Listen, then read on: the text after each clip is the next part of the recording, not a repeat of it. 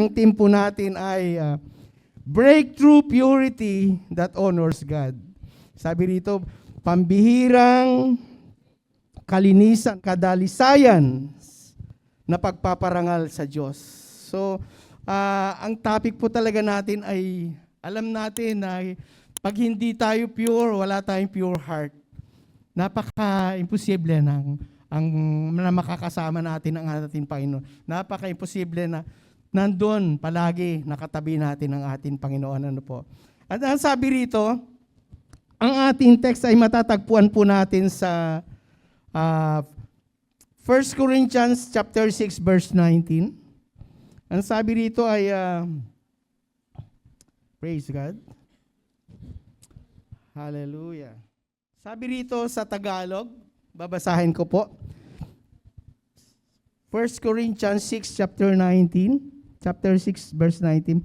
Hindi ba ninyo alam na ang inyong katawan ay templo ng Espiritu Santo na nasa inyo na at tinanggap ninyo mula sa Diyos?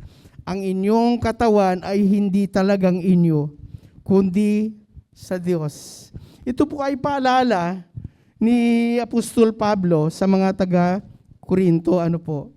Dahil maaring yung mga tayong pagkakataon na yon ay parabang nakakalimutan nila na sila ay templo ng ating Panginoon. Amen? So makikita natin dito, purity ang ating title, ang ating team ngayon February. At sabi na, purity, breakthrough purity that honors God.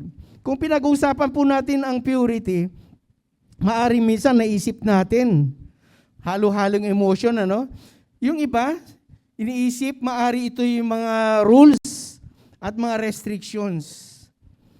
Mga listahan ng mga bagay na hindi natin dapat gawin at gagawin. Yung iba naman, maaring nagigilty sila dahil may mga past mistakes sila o mga pressures na hindi nila na-meet.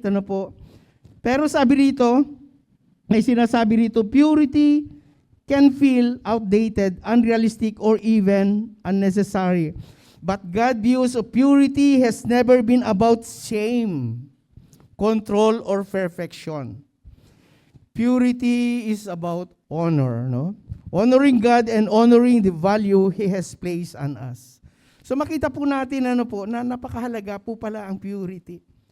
Yung sa kanta na kinupos ni Pastor Joey, di ba? Pure heart. Dapat naisin po natin yung malinis na puso.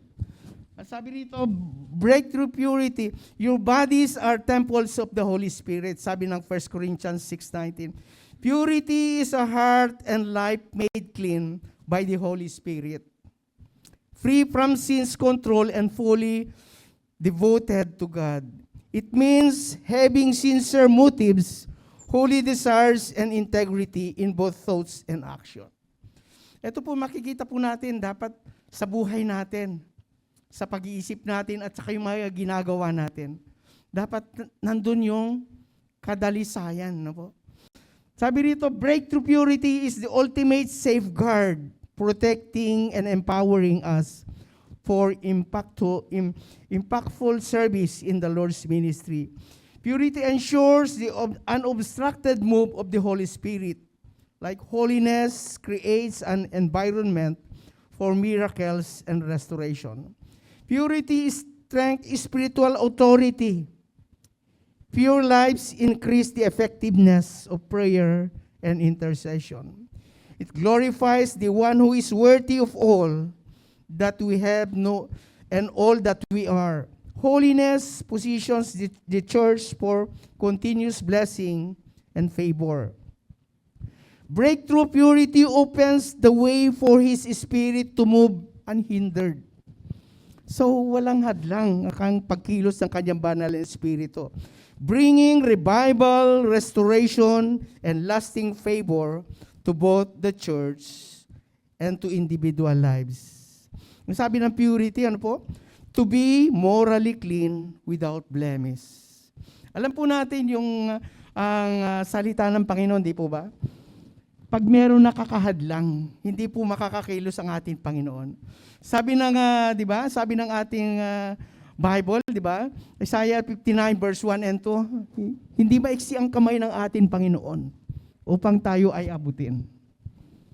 Hindi rin bingi ang kanyang tenga upang tayo ay pakinggan yung ating mga panalangin. Pero ang sabi niya, ngunit ang iyong mga kasalanan, ang iyong sala, ang siyang hadlang. Kaya hindi tinutugon ang iyong mga panalangin. So ano nakita po natin dito? We must make our heart pure before the Lord. Upang sa ganun ay malaya makakakilos ang ating Panginoon. Ano man yung mga heart's desire po natin, if it is in line with the Lord, hindi ito walang hadlang para tugunin ng ating Panginoon. Amen. So makita po natin dito, the scripture tells us that we are that dwelling place. Hayaan niyo muna po kung naka-mask na po. Pasensya na po kayo. The scripture tells us that we are the dwelling place. No? When we understand that God lives in us, values us, deserve reverence, and empower us, purity stops feeling like restriction, and it starts becoming a response of worship. So makita po natin na dito po, ang kadalisayan ng ating puso ay dito nagsisimula ang naging pagsamba po natin ng ating Panginoon. Amen? Kaya po, with that information, let's walk through what it means to live pure. A life of purity that truly honors God. Sa ating text kanina na binasa, paalala ni Pablo, Apostol Pablo, na do you not know that your body is a temple of the Holy Spirit? Purity begins with one foundational truth. God is present within us. Ang Diyos ay nasa atin. Nasa atin, Sabi rito, He is not introducing a new doctrine. He is calling believers to remember a truth they already know but may not be living in it. Maaring dito po makikita po natin, pinaalala ni Pablo, maaring nakalimutan nila at hindi nila na ipapamuhay ang kadalisayan ng kanilang buhay, puso, throughout the scripture, a temple was sacred not because of stone, gold, or location, but because of God's presence. No? When God filled the temple, it became holy ground.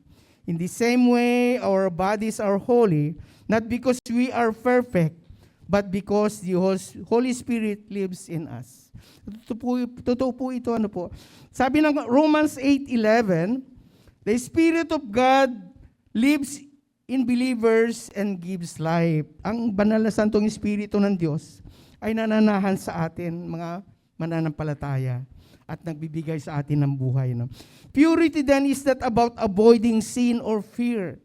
Ang kadalisayan ng ating puso ay hindi yung nag-avoid ng sin or fear. It is about honoring the presence of God within us. Awareness of God's presence changes private behavior more deeply than public rules ever could. Sabi ng Exodus 3 verse 5, sabi niya rito, naalala po ba natin si Moses nung nakita niya yung burning bush? Na nasusunog yung puno pero hindi natutupok, Hindi, basta may apoy lang siya, Ano sabi ng Panginoon doon? When Moses approached the burning bush, God said, take off your sandal, for the place where you are standing is a holy ground. Hindi po dahil maganda ang lupa doon. Sabi rito, the ground itself was ordinary desert soil. What made it holy was God's presence.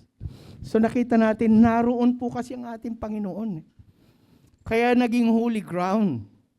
Ganon din po tayo. Kung ang ating Panginoon ay patuloy na nananahan sa atin, ang kadalisayan ay nananahan, ang kanyang kadalisayan ay nananahan sa atin, we are holy. We are that holy ground na sinasabi rito. In the same way, your body becomes holy ground because God dwells within you. Amen ba? Does God dwells in us? Kaya tayo nagiging banal, ano po? Wherever you go, your home, your relationship, your private moments, you carry the presence of God with you. Saan man po tayo naroroon? Kaya minsan, nakita ba natin, nagiging buhay tayong patutuo. Kasi nakikita nila yung actions natin. Nakikita po nila yung paano tayo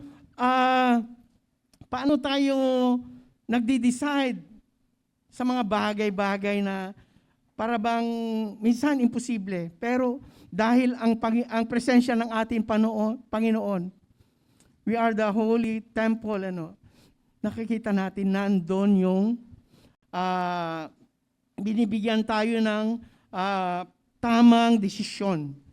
Nandun yung guidance ng ating Panginoon, Sabi dito, you carry the presence of God within you. You don't treat holy ground casually. And God has made you holy ground. Ginawa niya tayong holy ground ng ating Panginoon. If you truly believe God's presence was with you at all times, what is one area of your life that might need to change to reflect greater reverence for Him? Kung alam po natin, kung tayo na napalatayan, naniniwala na ang presensya ng Diyos ay nasa atin, ano pa ba yung mga bagay natin na dapat natin i-adjust para mas greater pa ang pang-reverence sa ating Panginoon. Amen? Sabi rito sa practical application, number 1, practice daily awareness of God's presence. Patuloy po natin gagawin ito. Para practice natin yung awareness. Begin each day with a simple prayer such as, Holy Spirit, help me honor you with my thoughts, words, and action today. Dito po nakikita po natin na pinagkakatiwala natin yung daily lives po natin. Daily decisions, anuman po yung hinaharap natin, di ba? Pag ito'y pinapractice natin, araw-araw, sinasabi natin, Holy Spirit, help me to honor you with my thoughts. Ay nakakatiyak po tayo, purity grows when awareness of God's presence become a daily habit, not just a Sunday habit. Hindi lang po ito panlinggo. Yung araw-araw, alam po na naman po natin, pagpalagi natin sinasama ang ating Panginoon sa malaki, maliit man na desisyon ng ating buhay. Ito'y isang pagsamba, isang worship, at dito nalulugod ng ating Panginoon. Natutuwa siya sa buhay natin. Pangalawa po, pause before you act. Before making decisions, especially in moments of temptation, sa mga pagdating ng pagsubok, pause and ask. Magtanong tayo, kanino? Sabihin natin, does this honor the presence of God in me? Nalulugod ba ang ating Panginoon? Nalulugod ba sa ating Panginoon sa aking gagawin? That single question can redirect choices and strengthen spiritual discipline. Dahil dito, ina-acknowledge natin ang ating Panginoon. Dito nakikita natin, nandun po yung nagpapakita tayo, pinapalakas po ng Panginoon ang ating spiritual discipline. Letter U, ang inaano po natin yung pure, pure.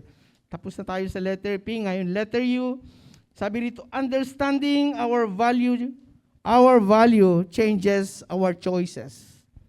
Understanding our value changes our choices. Purity depends when we truly understand what we are worth to God. Amen? Sabi ni Paul dito, gaano ba tayo kahalaga sa Panginoon? Paul makes a powerful statement sa ating text. Sabi niya when he says, you are not your own. Hindi na natin pag-aari ito. Pag-aari na ni Lord. Tinubos niya tayo. You are not, with those few words, he reminds believers that their lives are no longer self-owned or self-defined. They belong to God. pag-aari na ni Lord ito. Ito na yung templo niya eh. Our bodies are His temple. Ano po? They belong to God. To belong to God means you are not random, disposable, or replaceable. You have been claimed.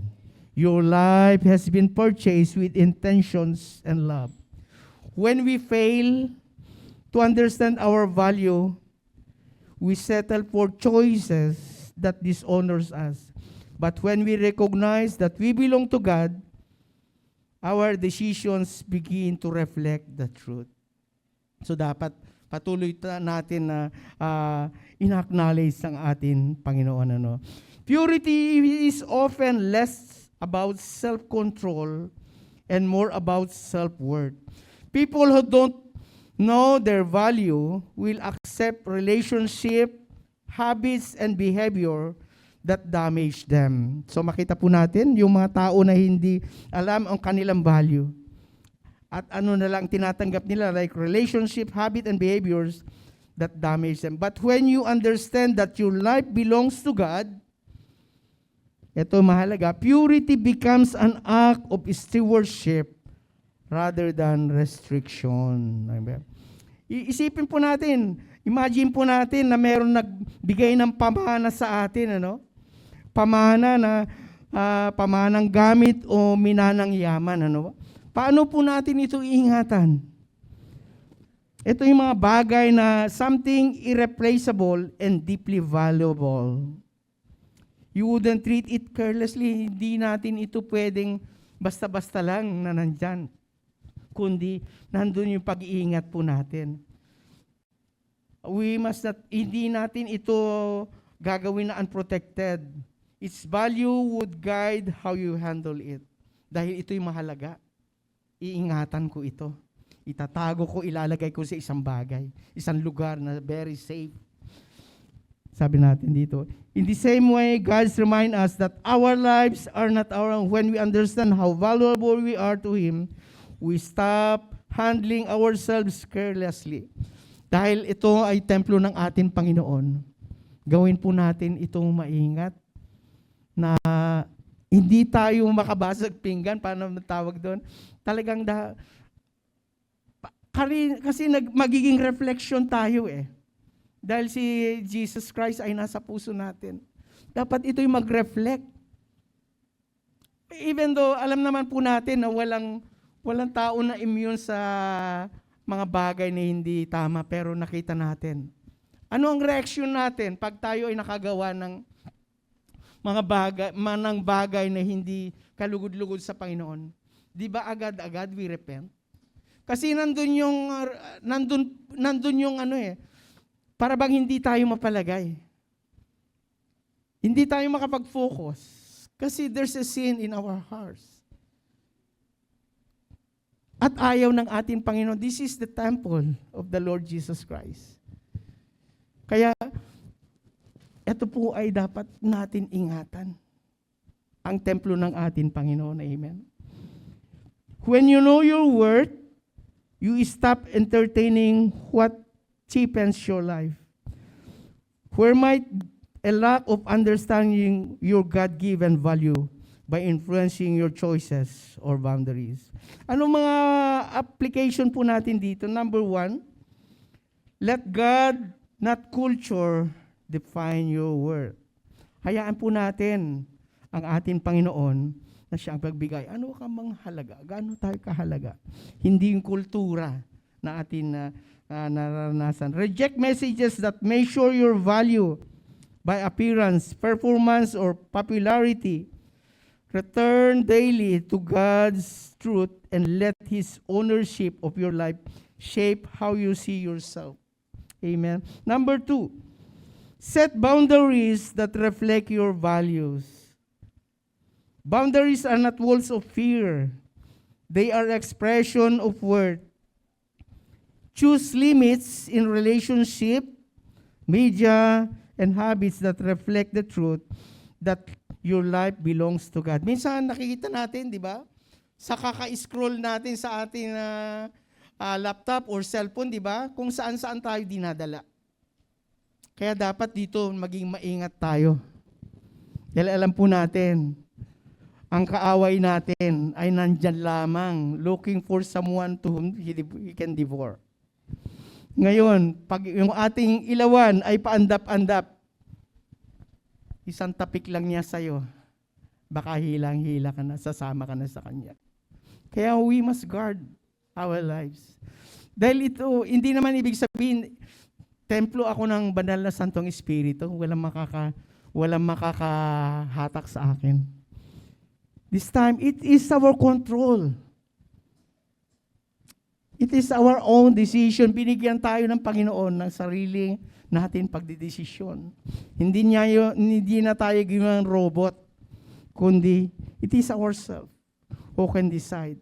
Kaya kung ito patuloy tayong banal sa harapan ng ating Panginoon, no way, hindi po makakakilos ang ating kaaway. Hindi niya tayong madadrive kung saan man niya gusto. Dahil patuloy tayo nakakapit sa ating Panginoon. Amen. Palakpakan po natin ang ating Panginoon. Amen. Pangalawang practical application, set boundaries that reflect your value. Set boundaries that reflect your value. Boundaries are not walls of fear. Hindi po ito dahil natatakot tayo. They are expressions of worth. Choose limits in relationships, media, and habits that reflect the truth that your life belongs to God. Amen. Nabanggit ko na pala yan. Letter R sa pure, no? P-U-R. Okay. Reverence guides our responses. Reverence guides our responses. Ang sabi rito, amen.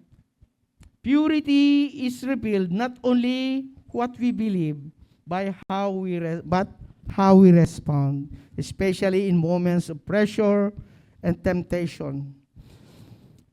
So makita natin dito, ang kadalisayan po natin ay patuloy na nananahan sa atin kung ito ay alagaan natin, especially in moments of pressure and temptation. Pagkatapos na sinabi ni Pablo na ang ating katawan ay pag-aari ng Panginoon. Sabi niya sa 1 Corinthians chapter 20, Paul gives a clear directive.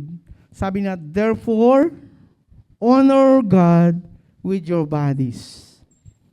Honor God with your bodies. Amen. That word honor speaks to reverence. Reverence is a deep respect that shapes behavior. Respeto. Amen. Paggalang. It means we don't just ask, is this allowed? Tama ba ito? Ina-allowed ba natin ito? But rather, isipin natin, ito ba ay nakakalugod sa atin, Panginoon? Does this honor God? Reverence lifts our decision-making from convenience to worship. Amen. Temptation is not evidence of failure. Hindi dahil natin pumapasok sa atin ang temptation, hindi ibig sabihin na tayo ay failure. Amen.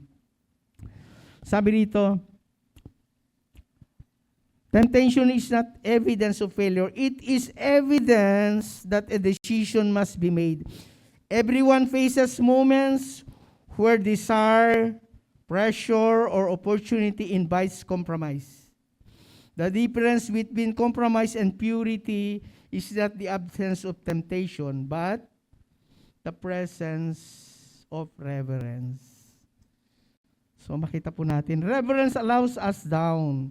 It calls us pause and remember, God is present. My life has value. My response matter. Purity is not proven in public moments, but in private responses where reverence for God outweighs desire for gratification. Amen. Isipin po natin, halimbawa nasa lugar tayo na dapat tayo tahimik, di ba? Pumunta ka sa loob ng korte, di ba? Kahit na ano tayo, di ba? Tahimik din tayo. Kumbaga saan, makikinig lang tayo, no? Kasi nandun yung behavior natin eh. A courtroom, a memorial, a sacred memory, conversation change. Nagbabago yung pag-uusap natin. Kasi ginagalang natin ang lugar, no? Nababago ang lahat, ano? Even posture shift, not because of fear, but because reverence demands it. Ang paggalang. In the same way, when we truly honor God, our responses begin to change. Reverence shape what we say yes to and adjust, and just as important, what we walk away from. Reverence doesn't remove temptation. Yung paggalang po natin, hindi naalis ang temptation. It redirects your response to it. Ibig sabihin, tinuturo niya, paano ba natin ito haharapin? Ano bang klaseng tugon ang gagawin po natin dito, no? In moments of temptation, what usually guides your response? Pagdating ba ng temptation, ano yung nag-guide sa ating mga responses? Ano po? Ano ba sabi niya? Immediate desire or reverence to God. Meron ba tayo immediate desires or hayaan natin ang ating Panginoon na kumilos? Siya ang magbigay ng tamang direksyon. Ano? Ang practical application po rito, pause before you respond. Train yourself to pause when faced with temptation, even in a brief moment of reflection. Pag may dumating ang pagsubok, hindi po wag natin agad-agad na gumawa ng hakbang. Mag-pause muna tayo. Sabihin natin, does this honor God?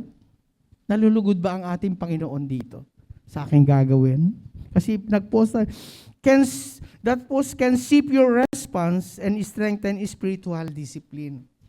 Kasi minsan tayo, ginagawa natin, lalo pag natataranta tayo, yung ating kausap, rinatrat tayo ng salita, hanggang sa hindi na tayo bigyan ng pagkakataon. Anong sinasabi sa ating pinag-aralan? Pause. Ito bang gagawin ko ay nakakalugod ba sa ating Panginoon? Binibigyan natin ng ating Panginoon ng pagkakataon na kumausap sa atin at bigyan na tayo ng tamang direksyon. Sabi natin, does this honor God? Can shape your response and strengthen spiritual discipline. Number 2, remove what weakens reverence. Alisin po natin yung mga bagay na nakakahina sa reverence. Identify environments, habits, or influences that dull your sensitivity to God's presence. Reducing exposure to what weakens reverence make it easier to respond in purity. When reverence shape our responses, we discover that we are relying on our own strength, but on the presence of God. Kaya sabi dito, when reverence shape our responses, we discover that we are not relying on our own strength. Ang sabi ng kanyang salita, huwag tayong manahan sa sarili natin kakayanan. Diba? Sabi ng Proverbs 3 verse 5 and 6, kundi manahan tayo sa karunungan ng ating Panginoon. Letter E, pure. Malapit na tayo matapos. Empowered by the Spirit to live pure. Purity is not sustained by determination alone. It is empowered by the Holy Spirit. Meron kanta si Pastor Joey, di ba? Yung unang niya na kanta na a pure heart. Sabi niya nung kanta na, a pure heart, that's what I long for. A heart that follows heart after thee. Patuloy tayong hingi ng kadalisayan ng ating puso. Dahil dito nagmumula, kung ano yung laman ng puso natin, siyang lumalabas sa atin bibig o yung actions po natin. Doon lahat nagmumula. Kaya mahalaga na hingi tayo magpa-purify po tayo sa ating Panginoon. Amen. Paul reminds believer in Galatians 5:16. Sabi niya rito, so I say, walk by the Spirit, and you will not gratify the desires of the flesh. Praise God. So makita po natin dito, tingnan nga po natin sa Tagalog kung ano sinasabi rito. Galatians 5:16. Ang sabi rito, ito ang sinasabi ko sa inyo, ang Espiritu ang gawin ninyong patnubay sa inyong buhay at huwag ninyong susundin ang pita ng laman, sapagkat ang mga pita ng laman ay laban sa mga ninanasa ng Espiritu at ang mga ninanasa ng Espiritu ay laban sa pita ng laman. Magkalaban ang dalawang ito, kaya hindi ninyo magawa ang ibig ninyong gawin. So makita natin dito, naglaban-laban sila. No?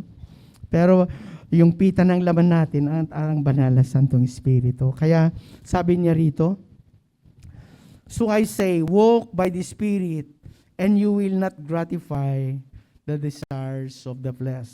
Kung patuloy tayong nananahan sa banal na Santong Espiritu, hindi niya tayo matatalo ang gawa ng laman. Amen. Praise God. Sabi nito, this verse makes an important distinction. Paul does not say, try harder, be stronger, or rely on willpower. He says, walk by the Spirit. Purity is not achieved by human effort alone, but by divine empowerment. Divine empowerment. Amen.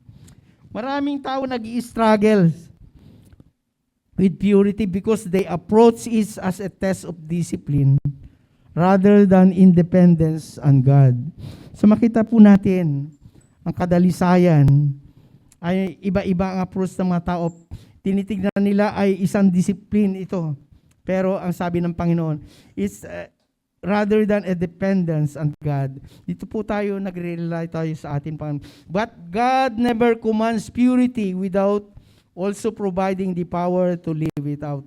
The Holy Spirit who dwells within us strengthens us to say no and yes to righteousness. No to sin and yes to righteousness. Minsan, alam po natin pagka di ba, minsan sa umaga, pag tinanghali tayo ng gising, minsan napakaikli na lang na yung ating panalangin, di ba? Maikli na lang yung pagharap natin sa ating Panginoon dahil medyo alangan na yung oras ng gising natin. Pero dapat wag natin hayaan na maikli yung pakikipag-usap natin sa ating Panginoon. Hayaan po natin na kumpleto yung baon natin sa araw na yun. Ano man yung dumarating sa ating harapan, problema man yan o ano man yung malalapit sa atin, nakakatiyak tayo na meron tayong dala-dala na panangga o advice man o whatever. Dahil alam naman natin, ang Diyos, ang ating katawan, ay ito yung tahanan ng ating Panginoon. Kaya busugin po natin before we leave the house. Kahit nagbibiyahe tayo, di po ba? Tayo yung pananalangin. Parang kung naisip natin, parang kulang yung pakipag-usap ko kay Lord. Habang tayo nagbibiyahe, we can talk everywhere. Nandyan lang ang ating Panginoon para tugunan yung ating mga panalangin. Para bigyan tayo ng advice or whatever comes your way. Ano po. So, amen. Sabi dito, many people struggle with purity because they approach it as a test of discipline. Yun ang sinasabi ng mga, akala nila, test lang ng disiplina, pero hindi. Purity ay nandito sa puso natin. You are made pure by our Lord Jesus Christ. Amen. Walking implies movement, pace, and relationship.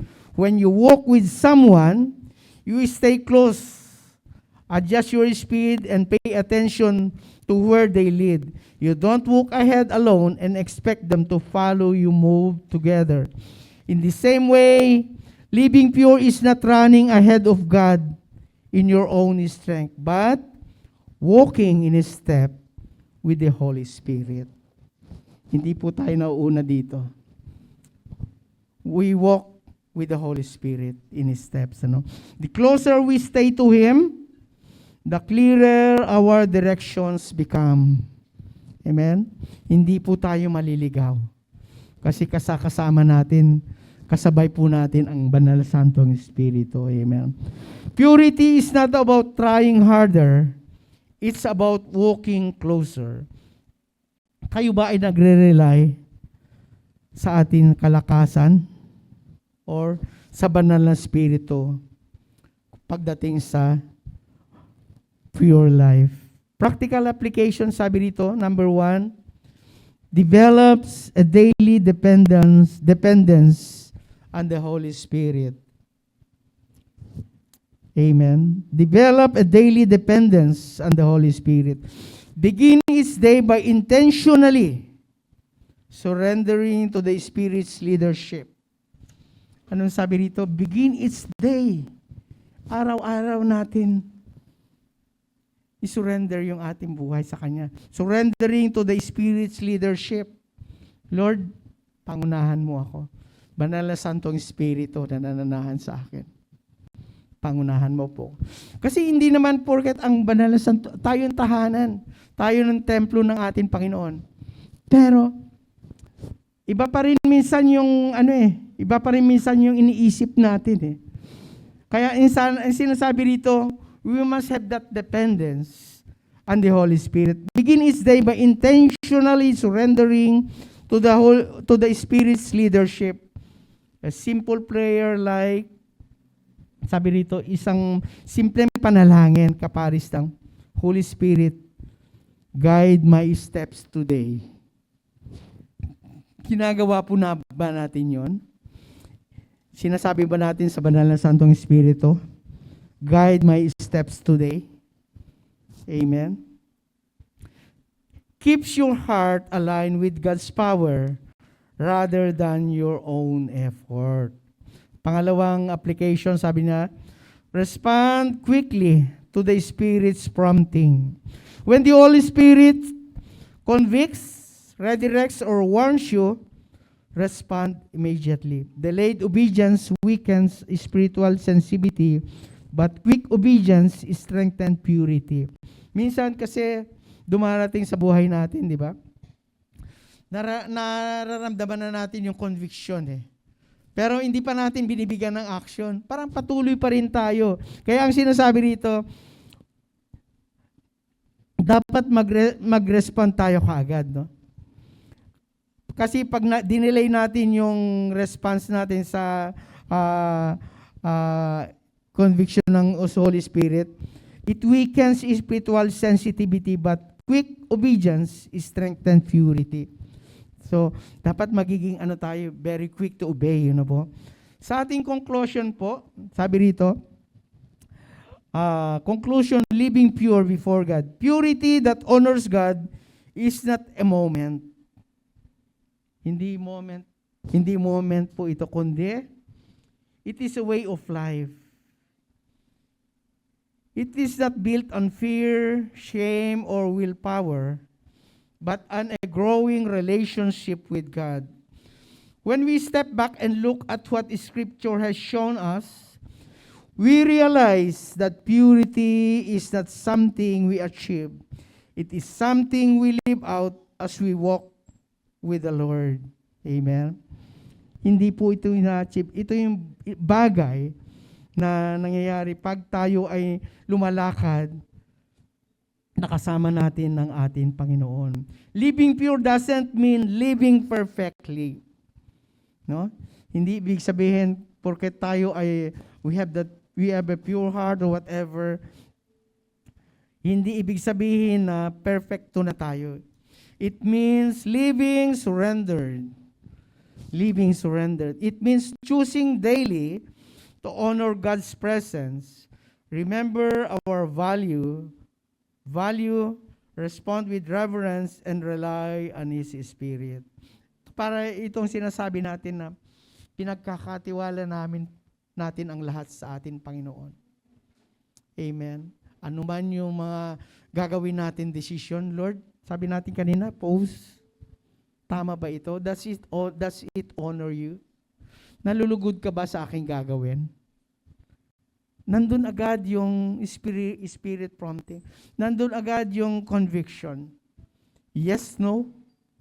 Binibigyan tayo ni Lord ng immediate answer. if we totally submit our lives to the Lord. Kung patuloy tayong malinis sa Kanyang harapan. Amen. Living pure doesn't mean living perfectly. It means living surrender. It means choosing daily to honor God's presence, remember our value, respond with reverence, and rely on His Spirit. Today is not about looking back with regret. It's about moving forward with intention. God's grace is sufficient. His Spirit is present. And His call to purity is an invitation to freedom, not bondage. Ano bang parte ng pure is God giving you to grow in today? Awareness of His presence, confidence in your value, consistency in reverence, dependence and empowerment. So makita po natin dito. Ang unang-una po dito ay we have that pure heart. Meron tayong pusong dalisay. Isang pusong tapat. No? Tapat sa Panginoon. Ano man sitwasyon ng ating buhay, sabihin natin kay Lord. Lord, ito ba ay kalooban mo? Pag itinuloy ko ba ito, Panginoon, malulugod ka ba sa desisyon na ito? Dumating yung time kasi minsan na tayo nalilito. Sa kadahilanan na rin na minsan hindi tayo nakakahawak sa atin, Panginoon. Dumating yung time, madali tayong mahila ng kaaway. Pero hindi ibig sabihin na wala ang Panginoon sa atin. Ang ibig lang sabihin, yung ating relasyon sa Panginoon ay medyo nawawala. Undercharge, kumbaga, sa cellphone na malapit ng ma-dead. Kaya kailangan natin, we must connect to the source. Alam po natin na pag nagbibiyahe tayo, ilang percent na lang ang aking Nakikita din ba natin sa connection natin kay Lord? Di ba minsan pag yung connection natin kay Lord ay parang makita natin ilang percent lang, parang nakakalimutan ko na. Parang kulang ako sa panalangin kay Lord. Dumarating ba sa atin yun na na-realize po natin? Amen. At ang kailangan po natin, i-charge po natin. Mag-charge tayo mag-reconnect po tayo upang patuloy tayong makakakuha ng tamang direction sa atin, Panginoon. Dahil wala nang iba Wala nang iba tayo malalapitan, kundi ang ating Panginoon. Ang nais lang ng ating Panginoon ay meron tayong isang puso. Isang pusong dalisay, isang pusong tapat. Sa Kanya, nalulugod ang mga bagay na ito. Amen. Let's sing the right song before we pray. Pusong dalisay ang aking nais. Ikain mo, Diyos, para sa akin. Pusong dalisay ang aking nais.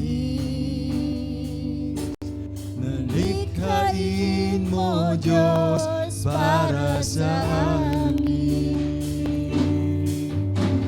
Isang pusong tapat na sa'yo'y nagmamahal.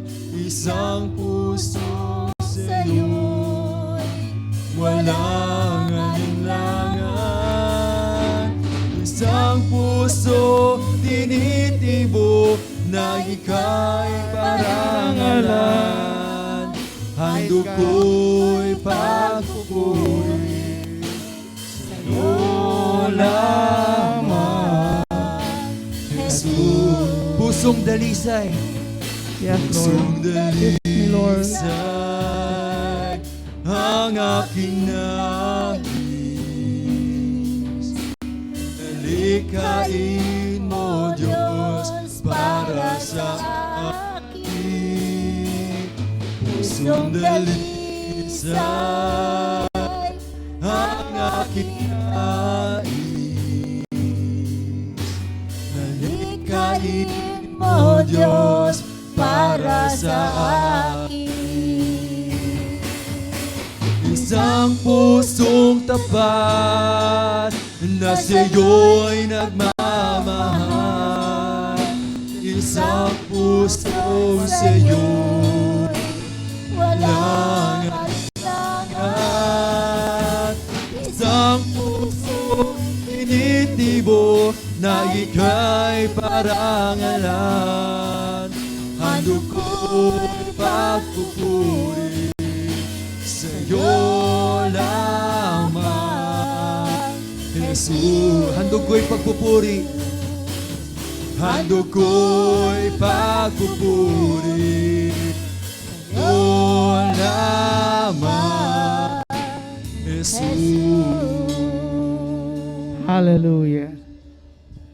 Hallelujah. Hallelujah. Glorify your name, Lord. Salamat po, Panginoon. At patuloy kang handang lumakad sa tabi namin, O God. And Lord, I pray, Father, kung meron man sa aking mga kapatid, Panginoon, na nalalamig, Panginoon. Sinabi mo, Panginoon, lumapit kayo.